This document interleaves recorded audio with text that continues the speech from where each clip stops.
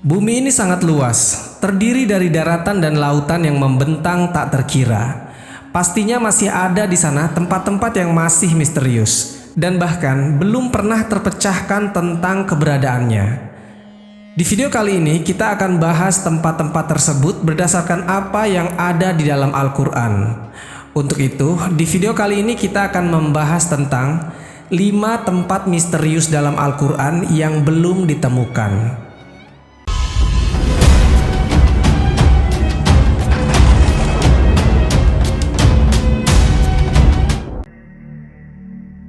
Assalamualaikum warahmatullahi wabarakatuh. Sobat Jazirah Ilmu yang dimuliakan Allah, semoga kita selalu dalam keadaan sehat walafiat. Amin ya rabbal alamin. Bumi kita memiliki luas sekitar 500 juta kilometer persegi. 70%-nya adalah lautan. Luas daratannya hanya sekitar 149 juta kilometer persegi.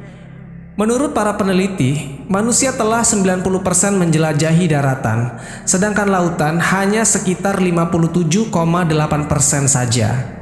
Itu berarti masih ada tempat-tempat yang masih belum terjamah oleh manusia. Ini yang menjadi menarik untuk dibahas. Apakah tempat-tempat yang belum terjamah tersebut merupakan salah satu dari tempat yang misterius yang ada di dalam Al-Quran dan hadis?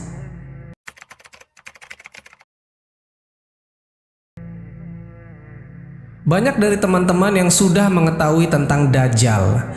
Di hadis dan Al-Quran disebutkan bahwasanya Dajjal merupakan salah satu dari 10 tanda datangnya kiamat kubro. Jika Dajjal telah muncul, maka dunia saat itu telah diambang kehancuran besar. Dia dipenjarakan Allah Subhanahu wa Ta'ala di suatu pulau misterius dan dijaga oleh seekor hewan yang bisa berbicara yang bernama Al-Jassasah. Ada hadis Nabi Shallallahu Alaihi Wasallam yang mengungkapkan tentang pulau ini. Namun Nabi Shallallahu Alaihi Wasallam tidak merincikan secara jelas lokasi persisnya berada di mana. Hanya saja Rasulullah menunjukkan arahnya. Dajjal akan keluar dari perkampungan Yahudi Asbahan. Bersamanya ada 70.000 orang Yahudi. Hadis yang diriwayatkan Anas radhiyallahu anhu. Dajjal akan keluar dari bumi di arah timur yang dinamakan dengan Khurasan.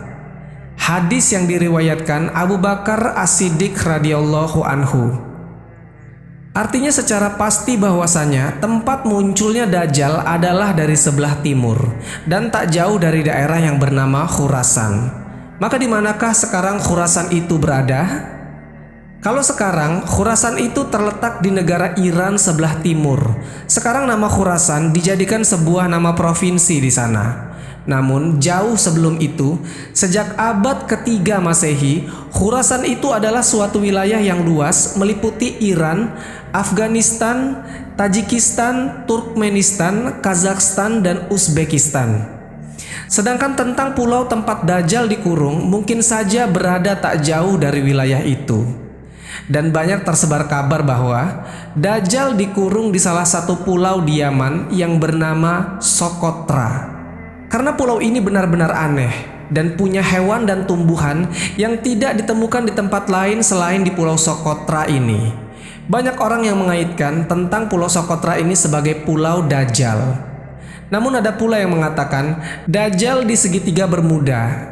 Dan ada beberapa pendapat lain yang menyebutkan tentang di mana pulau Dajjal ini sebenarnya. Tapi kita tidak bisa bahas itu secara rinci karena nanti akan sangat panjang durasi video ini. Intinya adalah sebuah petunjuk bahwasanya tempat Dajjal di penjara adalah di sebuah pulau. Dan satu-satunya orang yang pernah ke pulau itu dan bertemu Dajjal adalah Tamim Ad-Dari yang hidup sezaman dengan Nabi Shallallahu Alaihi Wasallam. Tamim pun tak sengaja bertemu Dajjal karena ketika itu kapalnya terombang-ambing selama 1 bulan dan terdampar di sebuah pulau yang entah ada di mana.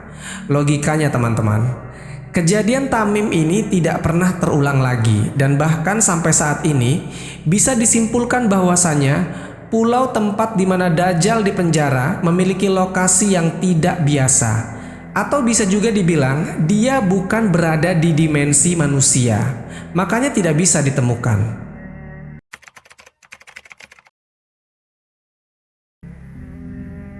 Teman-temanku seiman, Ainul Hayat merupakan sebuah telaga atau sebuah tempat yang memiliki mata air yang kalau airnya diminum, maka orang itu tidak akan mati sampai hari kiamat, kecuali dia memohon kepada Allah Subhanahu wa Ta'ala untuk dimatikan. Kisah tentang tempat Ainul Hayat ini berhubungan erat dengan dua tokoh besar, yaitu Raja Zulkarnain dan penasihatnya yaitu Nabiullah Khidir alaihissalam. Ada sebuah riwayat dari As-Salabi dari Imam Ali. Suatu hari Raja Zulkarnain bertanya kepada malaikat tentang bagaimana ibadahnya malaikat kepada Allah Sang Pencipta.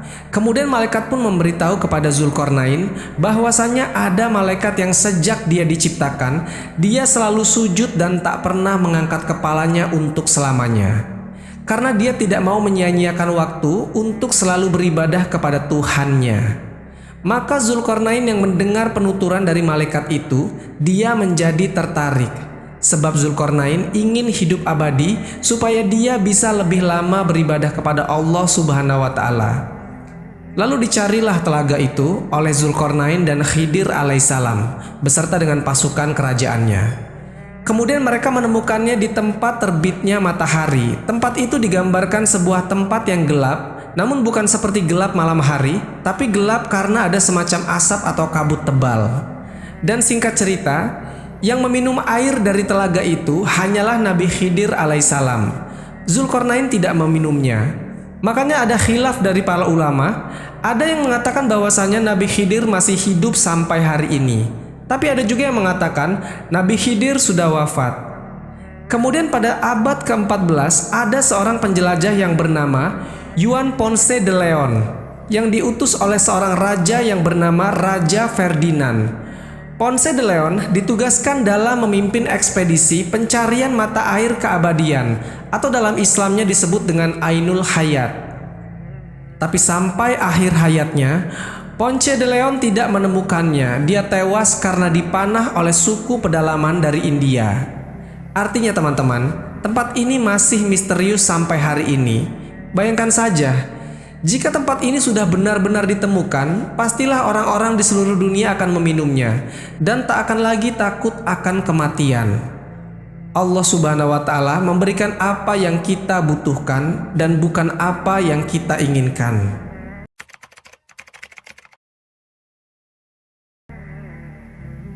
Sobat Jazirah Ilmu yang dimuliakan Allah, ini pernah kita bahas di dua video di channel ini. Tembok ini ternukil di dalam Al-Quran surat Al-Kahfi dan beberapa hadis sahih. Singkatnya, tembok besi yang dibuat oleh Raja Zulkarnain ini berfungsi untuk mengurung dua kabilah perusak, yaitu Ya'juj dan Ma'juj. Tembok ini akan runtuh ketika dunia diambang kiamat, dan kaum yang di dalamnya akan melakukan pengerusakan di seluruh dunia. Jumlah kaum ini sangat banyak. Diriwayatkan kalau ada satu manusia, berarti jumlah Ya'juj dan Ma'jujnya ada 999. Menurut survei pada tahun 2021, penduduk bumi ada 7.888 miliar. Artinya jumlah Ya'juj dan Ma'jujnya adalah 7.888 miliar dikali dengan 999. Pastinya itu jumlah yang luar biasa banyak. Bayangkan teman-teman, kalau mereka semua keluar, pasti bumi ini akan padat dan berdesak-desakan. Dan logikanya, di mana lokasi lubang mereka ini kalau jumlahnya saja begitu besar? Dan mustahil kalau itu hanya ada di sebuah pulau. Untuk jumlah sebanyak itu dibutuhkan minimal sebuah benua yang sangat luas. Dan jawaban yang paling masuk akal adalah tembok Zulkarnain bisa saja ada di dimensi lain, atau memang sengaja Allah Subhanahu wa Ta'ala tutupi atau dibedakan dengan dunia manusia.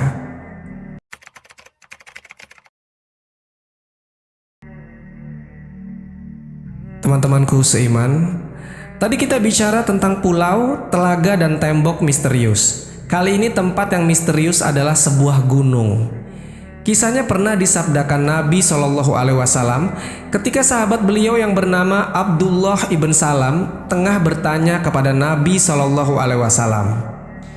"Ya Rasulullah, dengan apa bumi ini bisa tenang?"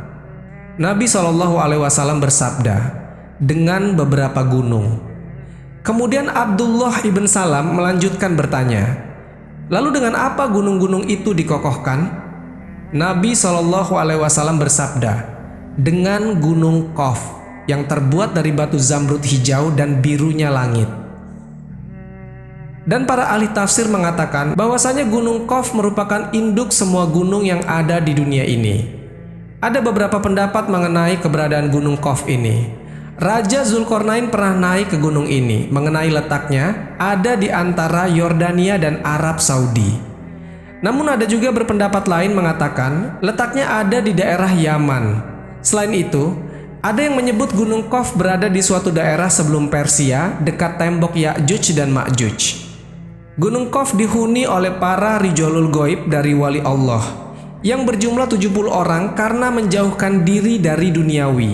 Di sisi lain, ada pula yang mengatakan bahwa di dekat gunung goib ini ada sebuah pulau yang bernama Al-Khadr, yaitu tempat bertemunya arus sungai dan laut. Pulau itu dihuni oleh sosok hamba Allah yang soleh yang dikenal sebagai Nabi Khidir alaihissalam.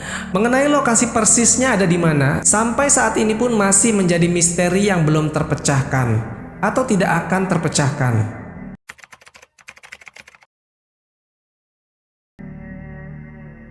Kalau dinilai dari sisi kekayaan, mungkin sultan-sultan dari Indonesia tidak ada apa-apanya jika dibandingkan dengan Raja Sulaiman. Nabi atau Raja Sulaiman adalah sosok orang terkaya sebenarnya. Dia berkata, "Ya Tuhanku, ampunilah aku dan anugerahkanlah kepadaku kerajaan yang tidak dimiliki oleh siapapun setelahku. Sungguh, Engkaulah yang Maha Pemberi." Al-Quran Surat Shad ayat ke-35. Dikatakan kepadanya, "Masuklah ke dalam istana." Maka tatkala dia melihat lantai istana itu, dikiranya kolam air yang besar, dan disingkapkannya kedua betisnya. Berkatalah Sulaiman, "Sesungguhnya ia adalah istana licin terbuat dari kaca." Berkatalah Balkis, "Ya Tuhanku, sesungguhnya aku telah berbuat zolim terhadap diriku dan aku berserah diri bersama Sulaiman kepada Allah, Tuhan semesta alam." Al-Quran Surat An-Naml ayat ke-44. Saking luar biasanya bentuk dari istana ini sampai-sampai ternukil di dalam Al-Quran. Menurut beberapa para ahli sejarah, istana megah Sulaiman dibangun oleh manusia dan bangsa jin. Makanya, istana dari Nabi Sulaiman ini istimewa. Tidak bisa jika dibandingkan dengan bangunan-bangunan modern seperti sekarang ini. Istana Nabi Sulaiman disebut dengan Solomon Temple atau Kuil Sulaiman. Hal ini sesuai dengan literatur bangsa Yahudi. Istana Nabi Sulaiman alaihissalam sekarang sudah tidak ada lagi alias sudah runtuh. Yang tersisa hanyalah tembok sebelah barat dari bagian kuil. Bagi orang Yahudi, bangunan ini dinamai Kuil Wailing Wall atau tembok ratapan. Nah, selama pemerintahan Hizkia, perluasan tembok ini dilakukan sampai ke arah barat, yang sekarang kita kenal dengan nama Kota Lama Yerusalem. Pada tahun 2005, seorang arkeolog bernama Eilat Mazar menemukan sisa-sisa peninggalan kerajaan Nabi Sulaiman. Dia menemukan situs pintu gerbang dengan lengkungan setinggi 18 meter yang dinamakan struktur batu melangkah. Maka karena ditemukan benda-benda itu, mereka melakukan penggalian besar-besaran sampai ke Masjidil Aqsa, yang akhirnya memicu kemarahan umat muslim di seluruh dunia karena ditakutkan sebab dari penggalian itu akan merubuhkan Masjidil Aqsa. Lalu 2 tahun kemudian di tahun 2007 ditemukan kembali reruntuhan bangunan yang mereka yakini sebagai reruntuhan kuil Nabi Sulaiman. Kuil itu berada di sebelah Masjidil Aqsa. Walaupun bangunan kuilnya sudah terlihat hancur, para ahli sejarah yakin kuil Nabi Sulaiman masih bisa diangkat untuk dilihat. Dan di lokasi yang sama ditemukan beberapa peninggalan-peninggalan seperti keramik dan perabotan yang terkubur selama ribuan tahun. Menurut mereka, penemuan ini dianggap penting untuk mengetahui peradaban dan kemajuan yang telah dicapai manusia di masa Nabi Sulaiman dan Nabi Daud alaihissalam. Kuil atau istana Nabi Sulaiman ini, teman-teman, merupakan lambang dan simbol kekuatan serta sebagai bentuk pengakuan atas bangsa Yahudi kepada dunia, sehingga sangat berguna bagi kaum Yahudi. Ya, pada intinya mereka mau mencari kuil Sulaiman dengan cara menghancurkan Masjidil Aqsa, yang merupakan salah satu tempat yang dimuliakan Nabi kita. Wallahu a'lam bishawab. Jadi itulah kisah tentang 5 tempat misterius dalam Al-Quran yang belum ditemukan. Semoga kisah ini bermanfaat. Lebih dan kurangnya mohon dimaafkan. Yang benar datangnya dari Allah Subhanahu wa Ta'ala. Khilaf atau keliru itu datangnya dari saya pribadi sebagai manusia biasa. Sampai ketemu di kisah-kisah seru yang penuh makna selanjutnya. Saya akhiri. Wassalamualaikum warahmatullahi wabarakatuh.